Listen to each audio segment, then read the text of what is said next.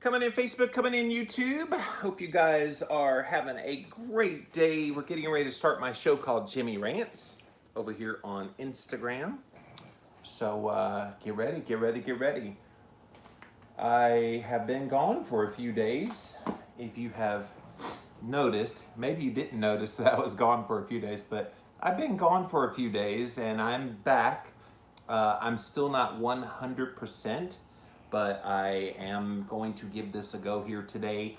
What's up, Tracy and Sally and Norma? Thank you all for being here today. Hello, Johanna. I see you over there on the YouTube feed. Hello, Bill.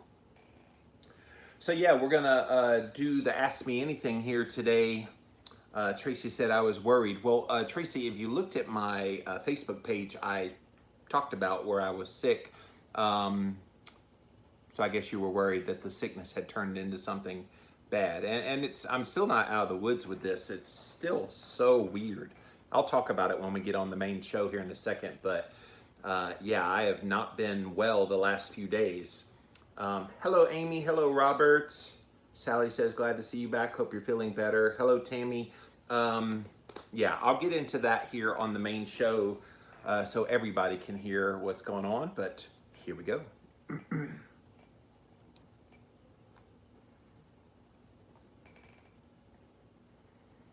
It's Ask Me Anything time here on Jimmy Rants.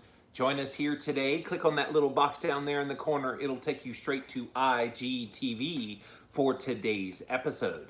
JimmyRants.com is the website, and as always, you can engage live in the content. Come over here on Instagram. That's where all the cool kids are. You can find me there at Livin' Low Carb Man, LIVINLOWCARBMAN. Once you're there, engage live. We do go live Monday through Friday at 11 a.m. Eastern Time, so be there, be square. We also simulcast over here on my Facebook page as well as on my YouTube video stream. Thank you all for being here today on Jimmy Rants. If you missed the live, you can watch it on replay on IGTV, so watch it there here on Instagram. You can also watch the past episodes over on YouTube. Just type in a keyword, Jimmy Rants, you will find the show. Finally, pop on over to the official website for this show. It is at JimmyRants.com. Once you're there, you can actually see all the past episodes there as well. And if you like what we do here, be sure to support us by clicking on the Patreon link, and a donation of any amount would be greatly appreciated. I will tell you guys, since I've been gone the last few days, and I'll talk about that here in a second, since I've been gone, there's lots and lots and lots of great perks over both at the free site over on YouTube as well as for my Patreon. So over on the YouTube channel, go check it out. You can see the videos of my 2 interviews from this week on my podcasts. So go check those out. But if you're a Patreon supporter, and again, JimmyRants.com, click on the Patreon link. If you become a Patreon supporter, you get early access to my podcast for the next week. So they went up on yesterday, and next week we've got Rebecca Farmer and Jason Carter. So don't miss those 2 interviews. They're up there right now for everybody that supports my Patreon. So thank you very much. So guys, yes, so many of you have been asking me how I'm doing. I woke up on Wednesday and I had this major headache. I was really fatigued. I'll tell you what happened too. When I woke up, and I generally wake up around 3 to 4 a.m., that's generally my jam. And when I woke up and a couple hours later, I was super tired and had to go lay back down again, I knew something was wrong. So that was kind of my first clue that something was happening. But then I had a headache and I felt nauseous, I felt spacey. And in fact, right now, I still feel a little bit spacey. I had diarrhea and I still have it even now. Not right now, because that would be gross, but I do have it still. And I was starting to have low-grade levels of fever. And I'm thinking, okay, I caught something. So Wednesday, I decided to chill out and not really do a whole lot. I canceled Jimmy Rants. I was hoping to do Jimmy Rants yesterday, and I came back yesterday, and about an hour ahead of time, I was just so feeling horrible that I was like, there's no way I can go on camera for an hour and keep up my energy. So that was pretty bad. And last night, you guys, was horrible. I went to sleep at 7:45 according to the Oura Ring, and I woke up at 9:15. My lower back was in such excruciating pain, and I couldn't make the pain go away. I was trying to like stretch, and I was moving around. I was putting pillows between the legs, everything you could think of, and I wasn't able to alleviate the pain. So I got up. I took me some electrolyte supplementation. So I used the Keto Vitals, which is a mix of sodium, potassium, magnesium, all that. And in fact, I had made some little gummies out of that with some gelatin. And I ate a few of those, and then thankfully I have a massage chair that I was able to get in. It's got a little heating element, so I had the heat on, and I just basically worked the low back for 2.5 hours, just trying to get all that pain to subside. It finally did, and I was able to get to sleep, and I slept somewhere around midnight to 6:30. So wasn't long sleep, but the sleep was pretty good. And so that's been my life. So I have eaten.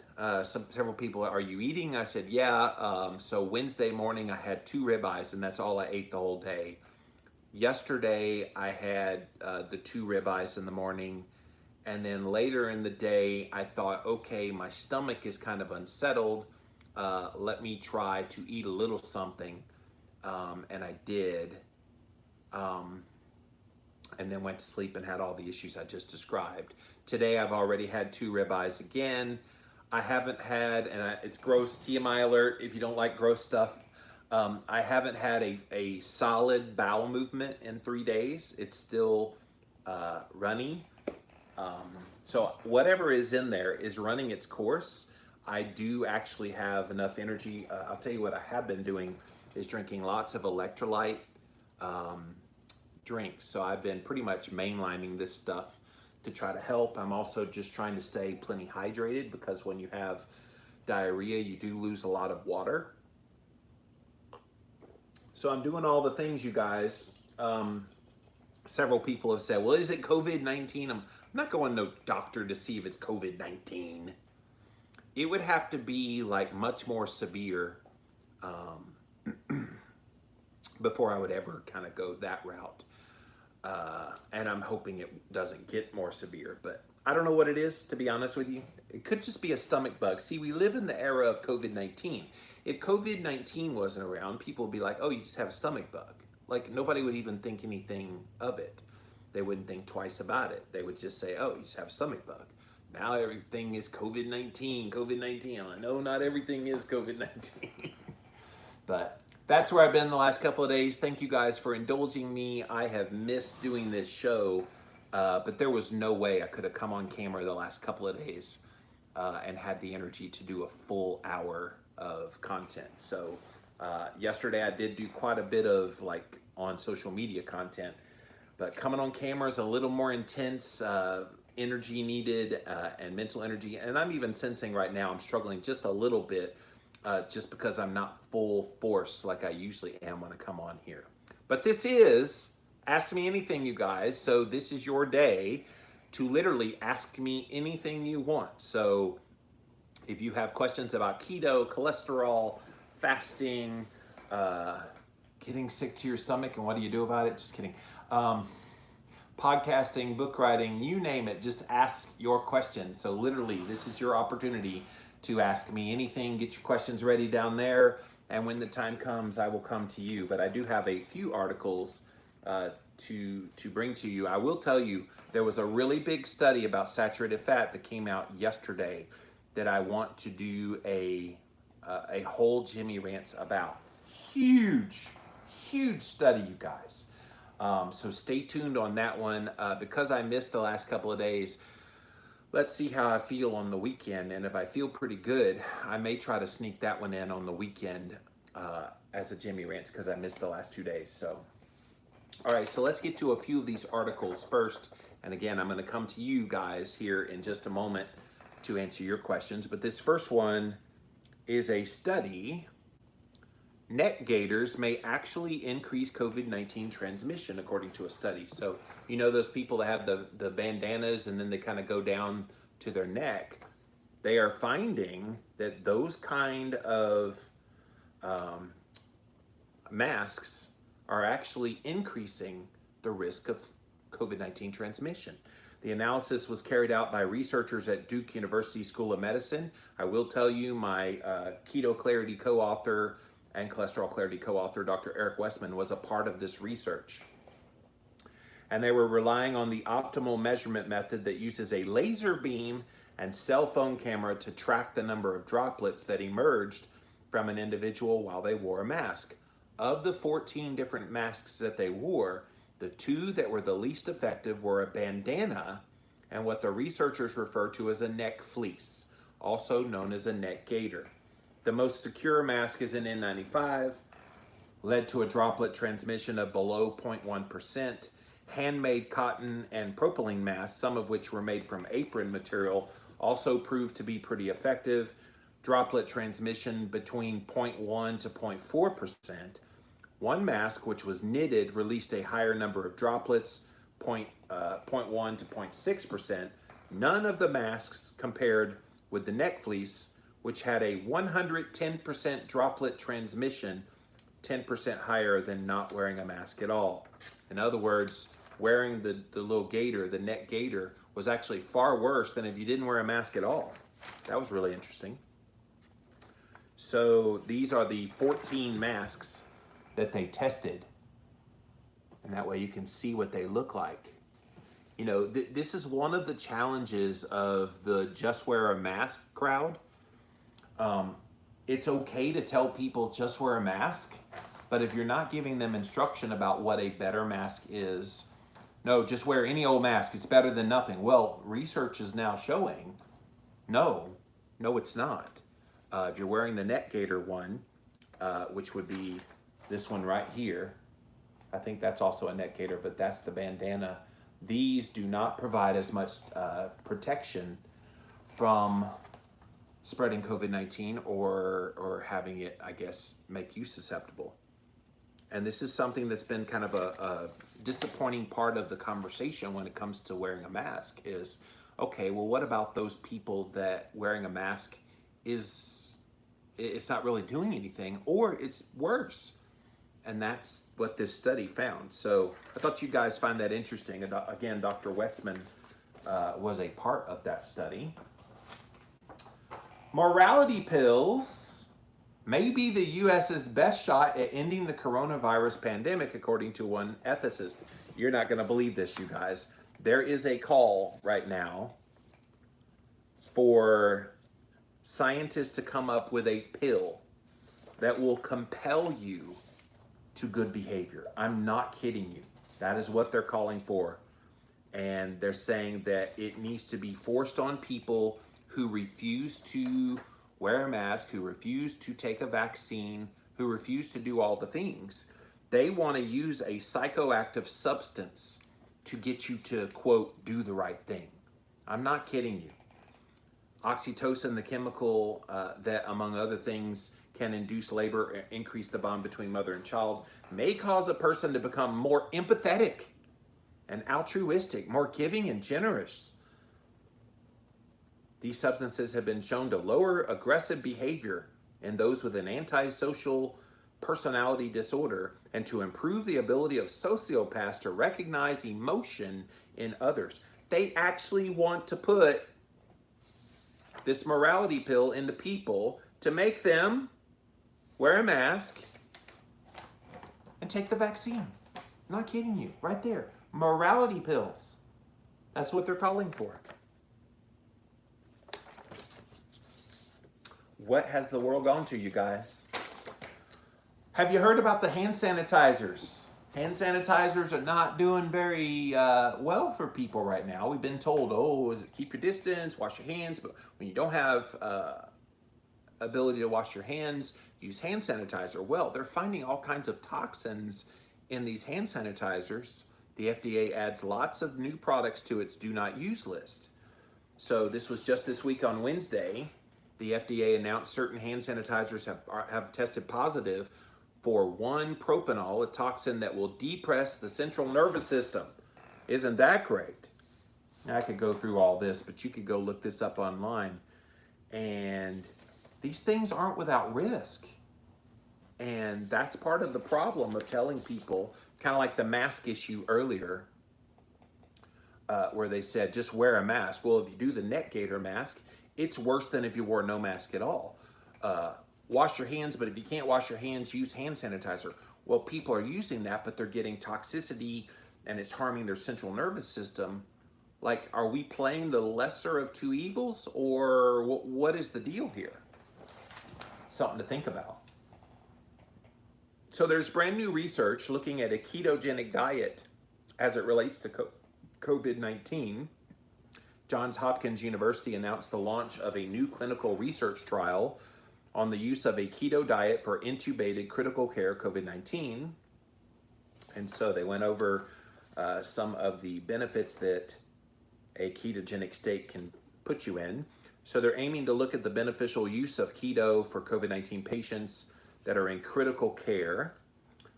They feel like being in ketosis will improve gas exchange, reduce inflammation, and reduce the duration of a ventilator. So that's all good stuff. So they're looking at this to measure the particle pressure of carbon dioxide to help determine whether or not keto has helped improve in the gas exchange. So it's currently an open, single center, open label clinical trial. It will involve feeding 15 intubated COVID-19 patients with a 4-to-1 ketogenic diet. So 4-to-1 is 4 parts fat to 1 part protein and carbohydrate.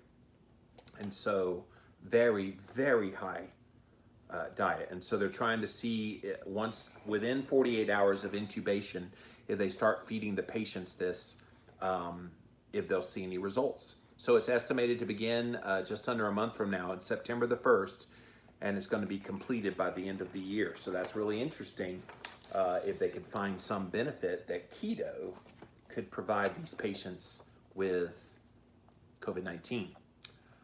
All right, if you just joined us, this is Ask Me Anything, so be sure to write down there your questions. I will get to them here pronto. I have quite a few headlines, and if you joined us late, yes, I've been gone the last few days.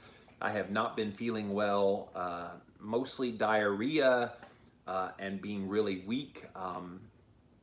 I did have headache, I did have like low-grade fever and various other things, but the kind of just really tiredness, weakness, and the diarrhea have been the two big things for me. Yeah, because I started flipping the tire earlier in the week, and I was planning Monday, and I was planning on flipping it again Wednesday. Wednesday's when this started. So that flipping tire is right out there. I want to flip it, but I'm not even energetic enough. I'm barely energetic enough to be on camera with you guys here today. So thanks for indulging me not having as much energy as I usually do. Vaccine. How many of you are going to get this vaccine when it comes out? Well, they did a poll. The Gallup people did a poll. 1 in 3 Americans will not get the COVID-19 vaccine. So that is the current willingness to take an FDA-approved no-cost vaccine for COVID-19. All Americans, 35% say no way, Jose. For men and women, it's exactly the same. 65% say yes, 35% say no. This is interesting. They broke it down according to political. Democrats, 81% of Democrats said, yeah, I'll do the vaccine. Independents, 59% said they would take it. Republicans, 47% say they would, 53% say they would not. What about the breakdown between white and non-white? White people, 67% say yes. Non-white, which is really any ethnicity beyond Caucasian, 59% would say yes. Then they broke down the age group. 18 to 29-year-olds. How many of those do you think would be willing to take this vaccine? 76%. That was the highest of all the age groups. 18 to 29. 30 to 49, which is the group I'm in, I'm 48, 64% said they would take the vaccine. 50 to 64-year-olds, 59%. Now, isn't that interesting? Slightly older in the at-risk category potentially, but they had the lowest amount that said they would at 59%. And then 65 and older, only 70%. I would think 65 and older, you would have a generation of people that, oh my gosh, I'm gonna need to take this so I can live longer. Or maybe they're like, all right, I'm gonna die eventually, sooner or later. I'm not taking a vaccine. Let's see if they had any other interesting parts of this. I think that was it. But yeah, just slightly more than a third of people say they're not taking a vaccine. So the implications, according to Gallup, is the situation stands today. The nation's influencers who see a vaccine as a way forward may have to work their work cut out for them in persuading Americans to take advantage. Remember, I told you about a study recently on Jimmy RANTS where they're going to try to convince you, and they have different, in a study, they're actually studying this right now. They're going to try to figure out what will it take to convince people that are skeptical about a vaccine. What would it take to get them to take it? They're doing that research right now. I just recently did a Jimmy RANTS about that. So policymakers need to anticipate a significant portion of the population is going to be hesitant to get a vaccine, even if it doesn't cost them anything. Employers continue to grapple with new workplace realities, must also anticipate many of their workers will also resist it. Such resistance is not unprecedented. When Gallup did a poll in 1954 asking U.S. adults who had heard or read about the then new polio vaccine, would you take it? 60% said they would, 31% said they would not. So far, willingness to adopt a new vaccine looks exactly the same today. Leaders in favor of a vaccine may be well served to study what causes the public to ultimately adopt earlier vaccines as they consider how to influence Americans to take advantage of it. So really interesting, 35% of the population in America, I ain't taking a vaccine.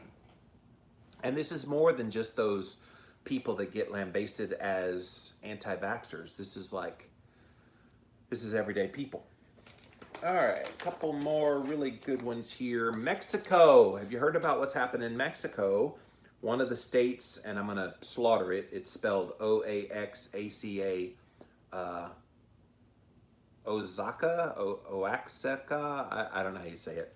They have now banned the sale of junk food and sugary drinks to children as a means of trying to tame down high obesity and diabetes. They're the first state in Mexico to take such a measure. They have one of the highest rates of childhood obesity, Mexico does.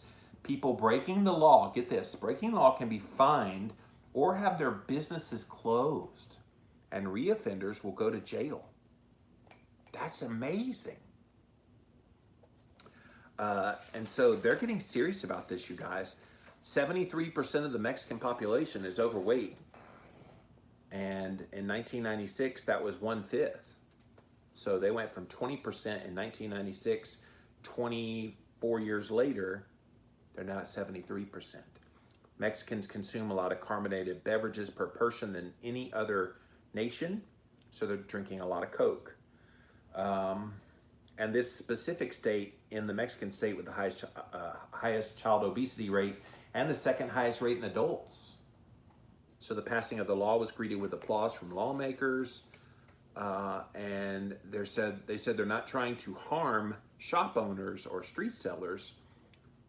They said they could continue to sell those things, just not to kids. What is it? Oaxaca. Oaxaca. Is that how you say it? Oaxaca. In a million years, I would have never come up with that pronunciation, Naughty Bits, but thank you for that.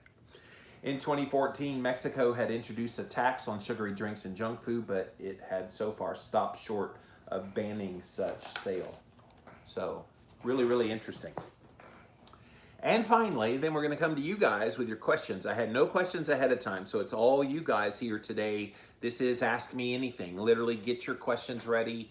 We will answer your questions, so ask me anything, and literally we will answer you here. today on Jimmy Rants. This last one is a study out of Nutrition and Metabolism is the journal.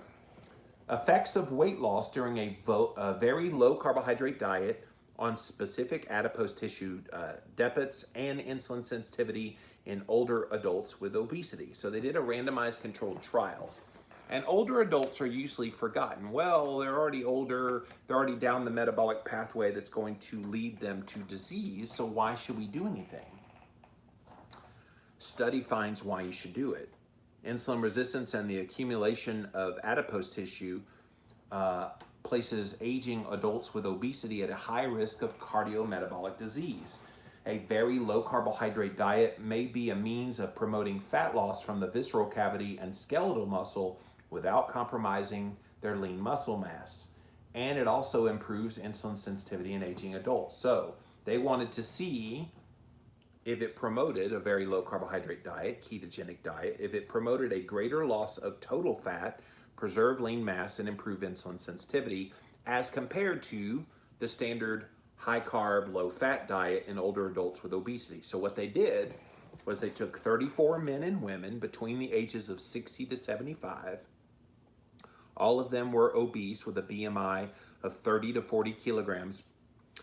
They were randomized to a diet prescribed of either a very low carbohydrate diet, which was 65% of energy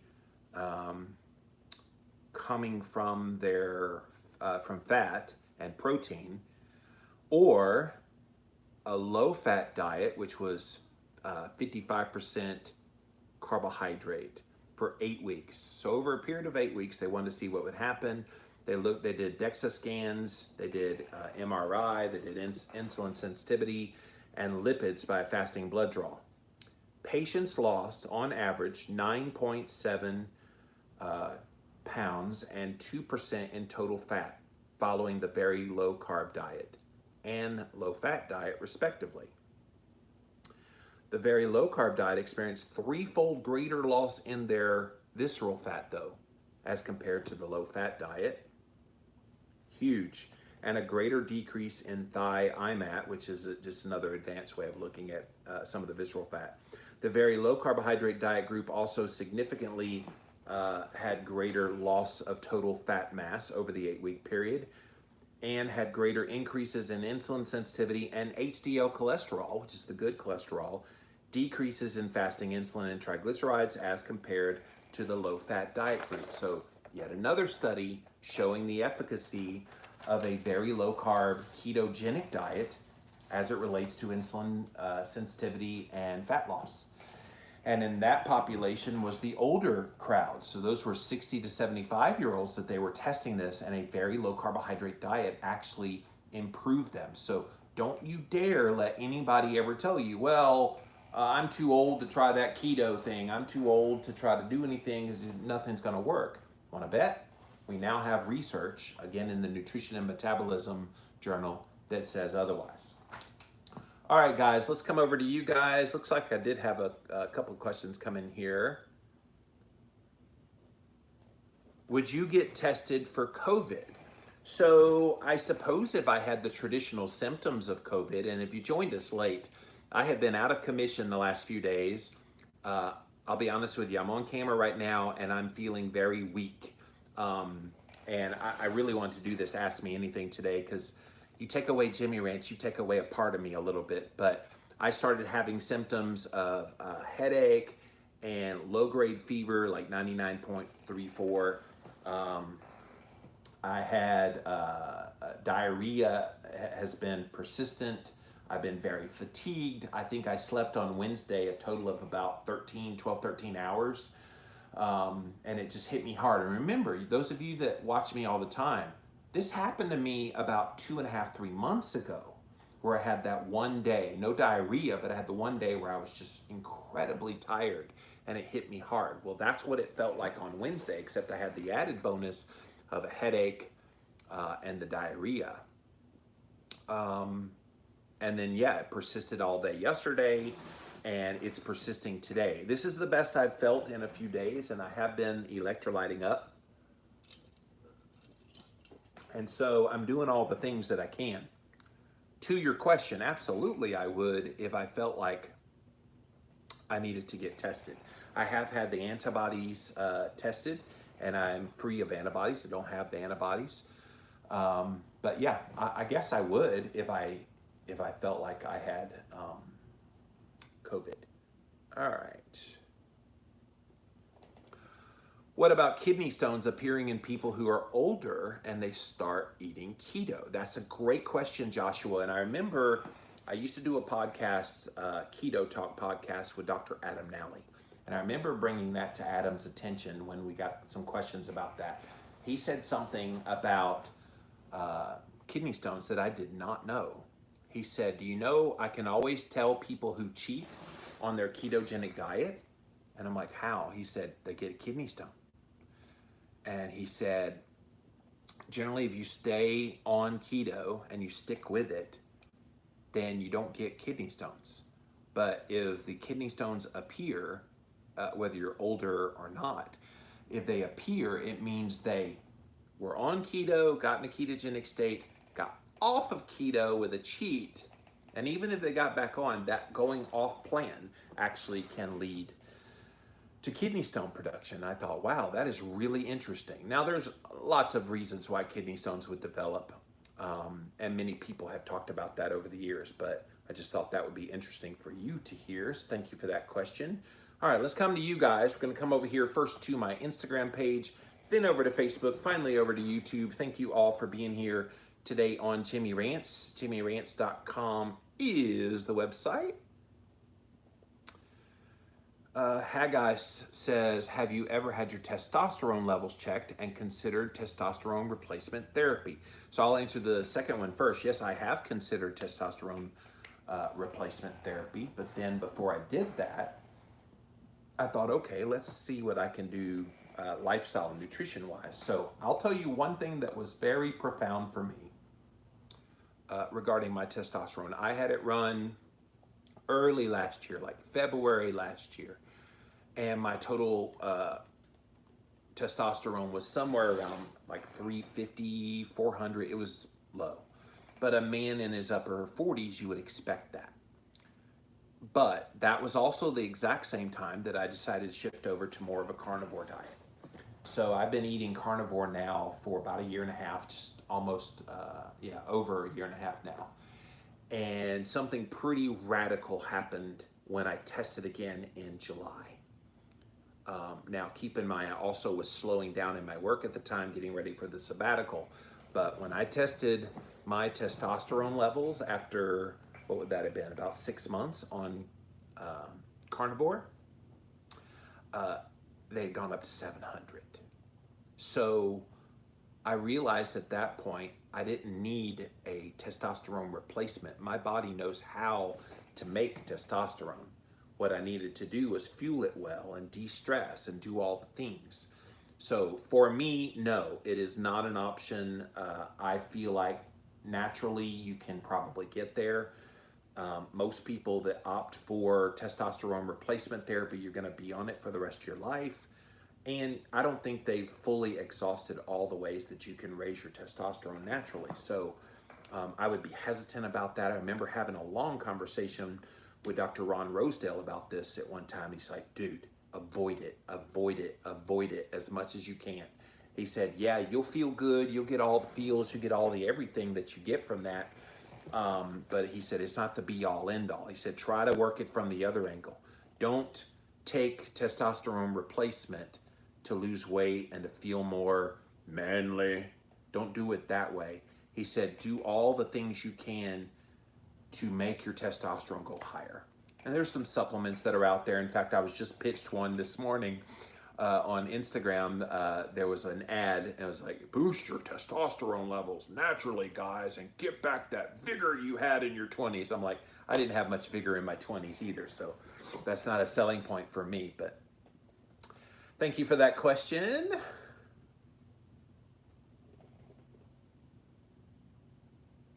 Natasha says, I have a friend that just started on keto. Her feet swell a lot from an old injury. She's afraid to add any salt to her diet for fear of more swelling. Doesn't she need it? Yeah, she actually needs more salt. And see, here's the thing. So she just started keto. It takes a good adaptation period of, for most people, about 4 to 6 weeks before you're fully keto adapted and you start getting all the benefits from that. So, absolutely. And when you go first start keto, what is your body doing? It's dumping salt. And so you have to replenish salt all the more, especially when you start. So if she's got foot swelling, that's inflammation. And so she wants to lower the inflammation, but you have to replenish the salt. And I would tell her that when you go keto, you're dumping salt out of your body, so you have to just replenish it. That way she doesn't freak out and think she's getting all this extra salt. No, no, you're just replenishing what you lost. So hopefully that helps you out, Natasha.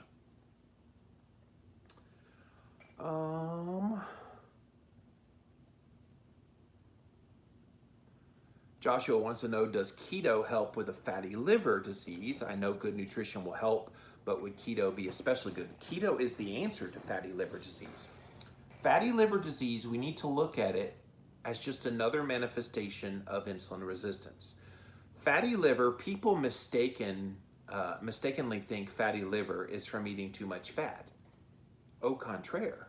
The reason your liver becomes fatty is you start feeding it carbohydrate, and specifically fructose.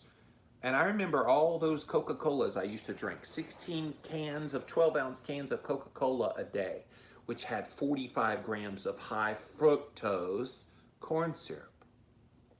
How I never developed fatty liver disease, I don't know. But yeah, it's a common mistake that people make. They think I eat more fat and thus that makes my liver fatty. No, you eat more carbohydrate and your body's trying to keep up with it, processing all that, especially the fructose, and it goes right through the liver. And after a while, these fatty deposits start to build up on it. And it's bad. It's really bad. But thank you for that question. Bunch of people saying no vaccine for me. Yeah, there a lot of people are just concerned about it being rushed, and that's their concern. One guy I listened to said his dad said they don't test those vaccines on 75-year-old compromised people, so why would I take it? Yeah. Well, and the thing is, most people don't even know what's in a vaccine, so it's actually a little bit of the thing you're trying to be vaccinated from, so people don't understand that aspect of a vaccine. That's why they're so willing to take it. But if they knew, oh, if you take this vaccine, it means you're going to get it. And in some of the Moderna trials, I know there's a bunch of vaccines being worked on, but the major one that's kind of being pushed is the Moderna vaccine. And in their trials, 20% of the people are having major negative effects from it. It's not good. Mom Needs Coffee says, we are learning more and more about the dangers of sugar. Do you think the U.S. should take a similar approach as that place in Mexico, or just try to educate the public? I have always resisted the urge and the call for the so-called sin tax on sugary foods. So people are like, well, tax it and it'll make it unaffordable, and thus people won't be able to get it, and thus that will create a reduction in sugar intake. That sounds all good on paper, but guess what happens when you do that? You set a precedent. And the precedent is, if you don't like something, you tax it. And when you tax it, it makes less consumption. Once they tax sugar, what's the next thing they tax? What if they tax butter? What if they tax red meat? What if they tax anything that they think is so-called unhealthy? Now, as far as what they did in that Mexico state about banning it being sold to children, I don't think that's a bad idea. And if you look at the major consumers of those foods, it is children. And so adults buy it, obviously. But see, here's the thing. What would stop an adult from buying it, since it's still available to adults, and then just giving it to their kid? So this just prevents the direct purchase from a child at any of these stores. What if the parent is okay with buying them sugar and then they just give it to them? So I think educating the public, and that education process has been ongoing ever since I've been online. tons of people have talked about sugar. We just got to keep hammering the message, but I don't think that would work here in America because there's too many end arounds. You doubled your testosterone levels. I know, dude. It was awesome. Like, I didn't believe that would happen. And it's a little TMI, but I did notice that I was, what's a tactful way of putting it? I think you know what I'm saying. I could feel it. Let's put it that way. I could feel that the testosterone had gotten stronger. All right, guys, thank you on Instagram for those questions. Let me pop over here now to my Facebook page. What's up, Facebook? See what you guys have to say here.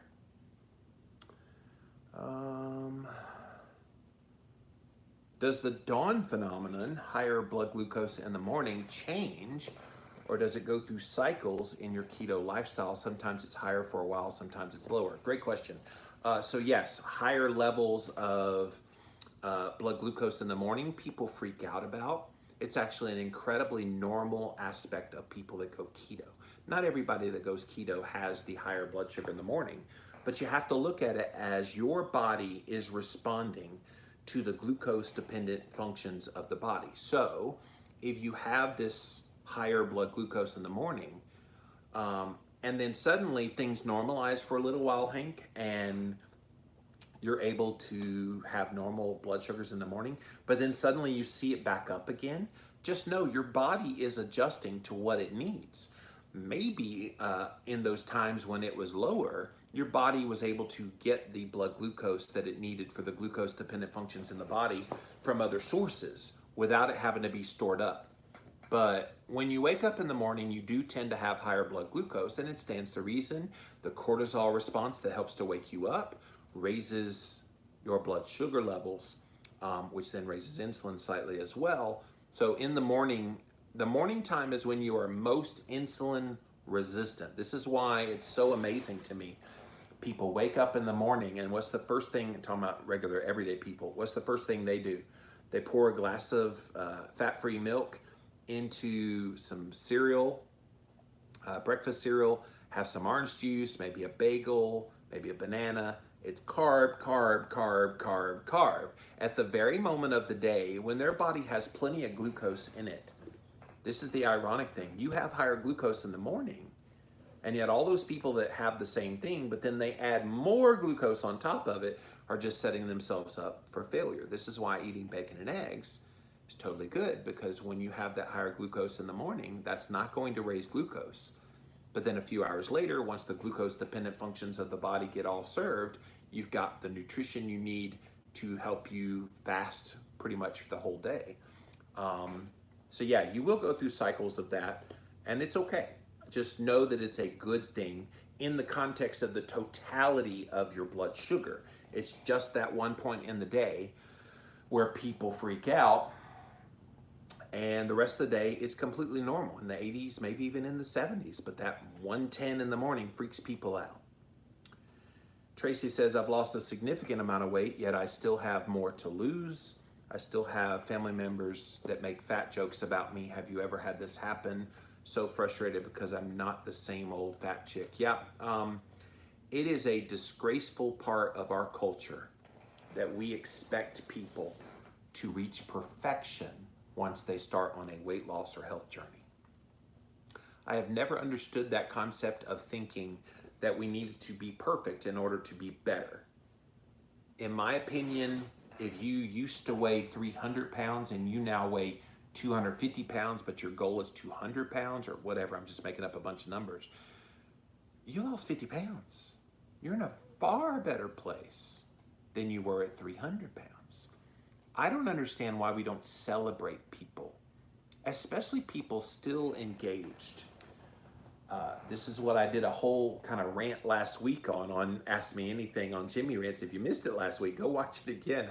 I highlighted it on YouTube if you want to go look at it. But this guy was trying to make me feel bad because I still have weight on the body. And I'm like, look, I'm over 100 pounds down from my highest weight, and I have been for over 15 years. So it's like, we don't need to negate good stuff that happens to people.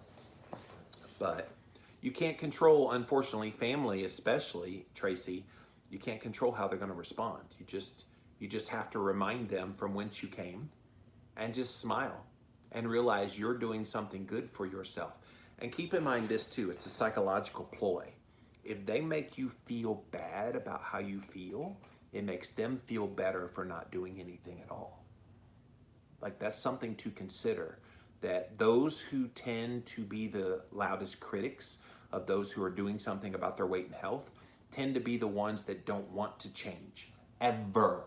And so if they don't want to change ever, and here you are changing right before their eyes, and you're not quite the perfect, the only thing they have to criticize you about is, well, you've done okay, but you're still not there yet, you fatty. So realize this has nothing to do with you. It has everything to do with the indictment on them, that your example is exposing them. So be encouraged. What are you doing for self-care? Yogi wants to know. What's up, Yogi? And recovery after your workout. So I have a lot of little toys, Yogi, over in my other building. So when I get done working out, I do like to pop into the infrared sauna and get in about a 20-minute sauna session. I do have a hot tub too to kind of relax the muscles. I like to roll as well. I've got both foam rollers that I can roll on my back. They have the little nodules in it, but I also have the little hand rollers as well. You kind of keep the blood flow going in recovery that way. I also use a Juve light for the red light therapy, which helps in the recovery. I do have a vibration plate as well, which is kind of helpful for the lymphatic system. So I use that. I got lots of little tools, and then I got a massage chair, just things to rest, relax, and be able to get back out there again. So I've been sick this week, or I would have been hitting that tire workout again, hot and heavy. That's the first thing I'm doing as soon as I'm all the way better, is going out there and flipping that tire again. But thank you for that. Nancy says, I'm a pro masker, but had a funny this weekend. We were traveling by car to and from Virginia to Pennsylvania with family ages 7 to 69. At one of the gas breaks, in Delaware, even I got spooked by a wear your mask or else it's the law message that boomed out over the audio system while we were stopped. I felt like I was in a sci-fi movie. Oh, that's wicked. So you stopped at a rest stop at a gas station and it said, wear your mask or else it's the law. Yeah, that would freak me out. Oh, I don't know about that. Why is it so hard to lose weight when you're stressed, therefore cortisol high, says Patricia. Stress plays a very strange role in the body. Yes, the cortisol response is certainly a tricky part of it. And cortisol is one of the hormones, just like insulin, just like a bunch of the other ones that are in the body. And so when cortisol goes up, it makes all the other hormones go haywire. And so cortisol goes up, and that raises blood sugar, and then insulin has to go up in response to the blood sugar going up. This is why if you're ever wearing a continuous glucose monitor and you get like upset about something, maybe your kid does something and you have to yell at them or whatever, test your blood sugar and you'll see it's gone way up. Well, that's the cortisol raising the blood sugar. And then the insulin has to bring that down, but you've had no food to instigate that. So it's hard because once insulin is high, fat loss cannot commence when insulin is high. So you have to keep insulin low. So this is why when even you have this low level of stress that's keeping your cortisol elevated even slightly, you're going to have problems with weight loss. So it's a tricky little balance. You'll figure it out. Thank you, Patricia. And thank you, Facebook. Let me pop over here now to my YouTube channel, see what they have to say here. Just got back home from work listening to you and Allie Miller. Great to see you up and kicking. Yeah, I'm up and barely kicking. So Harpsy wants to know, how about nutrition designed for the human brain? Imagine how the world would change for the better. Oh my gosh, yeah. We need to be customizing it for sure to the human brain. Am I the only one who does not trust the vaccine? No, according to that Gallup poll, 35% of people don't. Raging Vocals, can carbohydrates, just like calories, be burned off with exercise? Great question. Um, Technically, yes, they can, but this is the problem. People think that carbohydrates are just energy. They just think, okay, I'm eating an obligate amount of calories worth of carbohydrate, so therefore I'll just burn off those calories and it's no harm, no foul. So let me go eat a piece of chocolate cake and then go work out the gym and all as well. Well, no, it doesn't work that way. If carbohydrates were only energy and nothing more, then I would agree with that. Yes, you could go burn it off. But the problem is carbohydrates, especially the crappiest of crappy carbohydrate, it's actually more than just energy. It's going to directly impact your liver. So I asked about fatty liver earlier. It's going to directly go to the liver, and the liver has to deal with that. Calories or no calories, the liver has to deal with that. It also is going to impact your insulin levels and other hormones in the body. It's just got this kind of cascade of events that goes well beyond their energy content of the carbohydrates. So no, I don't think you can just work off excess carbohydrates. I'm willing to put a mask on, but definitely won't be getting the vaccine, says You'll See. Marianne says, welcome back, hope you're feeling better. Well, I'm not all the way better. I've been a little bit melancholy today. I hope you haven't noticed too much, but I'm not feeling the greatest right now, and I've been pretty weak, but I had to do this Jimmy Rants. I was jonesing to talk to you guys, because if I didn't do this Ask Me Anything today, I would not have done one Wednesday, Thursday, Friday, and then I don't do them on the weekend, Saturday or Sunday. I think for sanity's sake, I needed to do this one here today, even though it is draining me of my energy. But thank you for those questions, YouTube. Come back over here to you guys here on Instagram. Don't see anything new there. But guys, yeah, it's been an interesting last few days. I'm hoping that this thing passes out of me. I don't think it's COVID-19. Several people are like, oh my gosh, you have COVID. And I'm like, okay, why would you jump right to there? It could literally be anything else but that. And again, if COVID wasn't around, most people would just look at this and go, oh, you just have stomach bug. You have a little summer stomach bug. So it is funny how our perceptions change just because of this COVID-19 thing. I'll make it. I'm doing all my things. I do love those Keto Vitals. Did I show you guys the gummies too? So I mix 1 cup of water with 1 scoop of a really high quality gelatin, and then 1 scoop of the electrolyte supplementation. You guys want to see that? You want me to go grab that so you can see what it looks like? And then you scale it. So if you want to make a big batch, you could do like 4, 4, 4, and then quadruple it. Usually when I make mine, I tend to go like 7 or 8 times the recipe. So, all right, hang right here. I'm gonna pop over there to my kitchen. I've got the gummies in my fridge, and then I'll grab the electrolytes and I'll grab the gelatin so you can see what I use.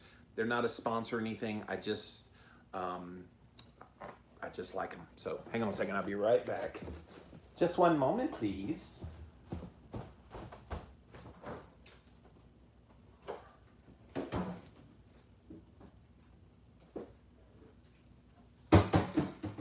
All right, you guys, I'm coming back.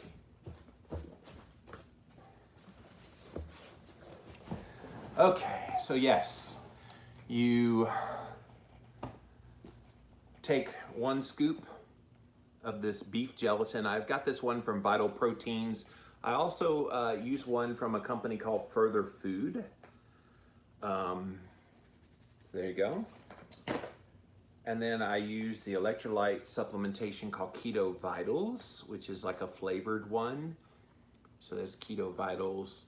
It's This particular one is mango. Why is it overexposed there? There we go. Mango. They do have lemonade, I think fruit punch. They've got various flavors.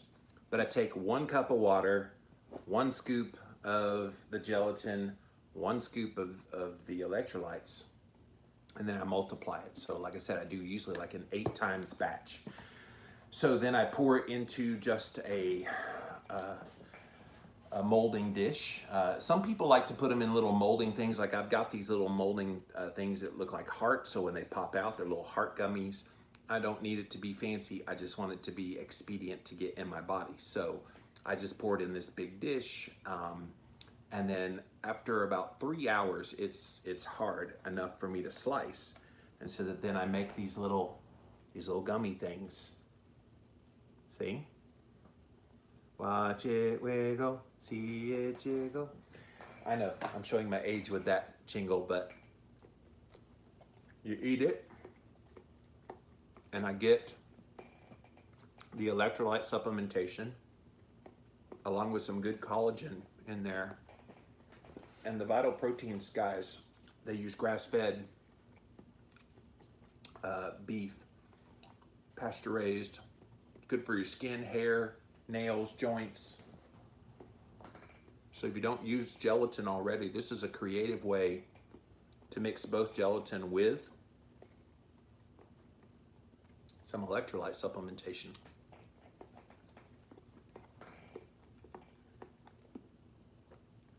So the Keto Vitals has calcium, magnesium, potassium, and sodium. So it's got all of those things. And in case you're wondering, it is sweetened with stevia, and monk fruit.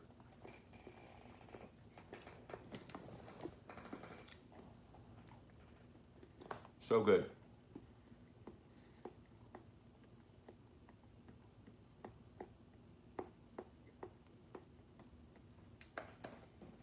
It's hard to eat on camera, but I thought that was a fun way, especially when I started feeling bad.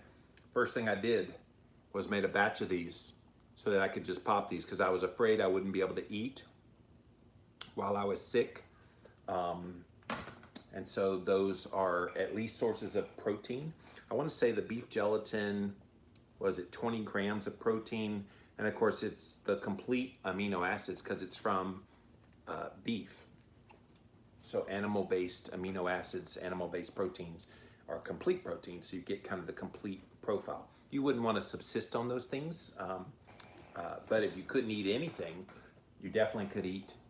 You know, we all ate Jell-O when we were growing up, so this is a adult healthy version of Jell-O with lots of good stuff in there. Definitely gonna try this. I bet my kids will enjoy it too, says Keto Court. Yeah. I think it'd be a fun project because when I was growing up, we had Jell-O brand, the Jell-O brand of gelatin. And we always thought it was cool. I always loved Jell-O. Little did I know what the gelatin was. The gelatin is basically the gelatin from animal foods. And so it's like, you don't even know that when you're growing up. And now they have it from really quality animals, and so you can make it yourself. Yeah, it's a fun project to do with kids. And then you can say, hey, you made that homemade Jell-O. And you could, put little berries in there if you wanted to as well. You could obviously use, the little whipped topping on top of it as well. There's all kinds of things you could do to make it very kid friendly too. All right, guys, that is it for now. I hope to feel better over the weekend. I would think by Monday I would be all the way better, I hope. Cross your fingers. But if I'm better enough over the weekend, I may try to do that study that came out yesterday. Huge study came out yesterday supporting saturated fat not being harmful to your health. It was a huge published study that I definitely want to give you all the details about. So stay tuned for that. Wish me luck in feeling better. I made it through this Jimmy Rant, so thank you guys for hanging with me in my melancholy state here today. But thank you for being here today, and that's it for this episode of Jimmy Rants. JimmyRants.com is the website. As always, you can engage live right here on Instagram I am at Living Low Carb Man, LIVINLOWCARBMAN. Once you're there, we do go live Monday through Friday, 11 a.m. Eastern Time, so be there, be square. We also simulcast over on my Facebook page as well as over on my YouTube channel. Thank you all for being here today on Jimmy Rants. If you missed the live, you can watch it on replay on IGTV. We also throw the past episodes up over on YouTube. Type in a keyword Jimmy Rants, you will find the show. And don't forget about YouTube. We got some bonus episodes over there from my podcast this week that you can watch. And then finally, JimmyRants.com is the official website for this show. Pop over there. You can see all the past episodes there. And while you're there, if you like what I do here, definitely support me. I'm trying to get away completely in all of my business model, getting away from sponsorships. I think you guys appreciate information. And if you get value out of this show and all the things that I do, show me some love and click on that Patreon link, and a donation of any amount would be greatly appreciated. All right, guys, that's it for now. We'll see you again real soon. Bye. All right.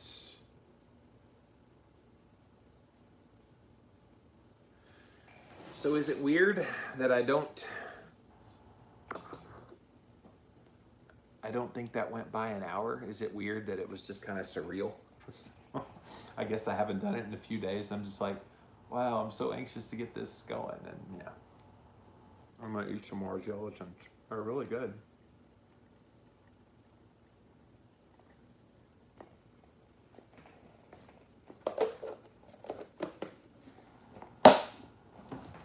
All right, guys, let me pop off of here for now. Thanks so much for being here. We'll see you again soon. Bye. It was fast. Thank you.